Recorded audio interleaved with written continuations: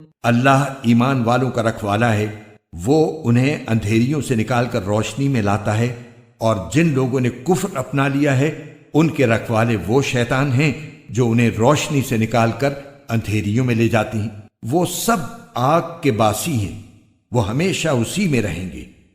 کیا تم نے اس شخص کے حال پر غور کیا جس کو اللہ نے سلطنت کیا دے دی تھی کہ وہ اپنے پروردگار کے وجود ہی کے بارے میں ابراہیم سے بحث کرنے لگا؟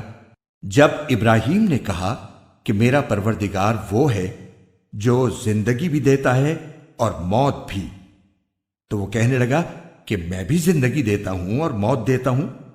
ابراہیم نے کہا اچھا، اللہ تو سورج کو مشرق سے نکالتا ہے، تم ذرا اسے مغرب سے تو نکال کر لاؤ۔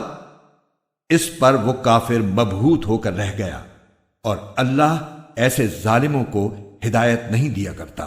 یا تم نے اس جیسے شخص کے واقعے پر غور کیا جس کا ایک بستی پر ایسے وقت گزر ہوا جب وہ چھتوں کے بل گری پڑی تھی، اس نے کہا کہ اللہ اس بستی کو اس کے مرنے کے بعد کیسے زندہ کرے گا؟ پھر اللہ نے اس شخص کو 100 سال تک کے لیے موت دی، اس کے بعد زندہ کر دیا، اور پھر پوچھا کہ تم کتنے عرصے تک اس حالت میں رہے ہو؟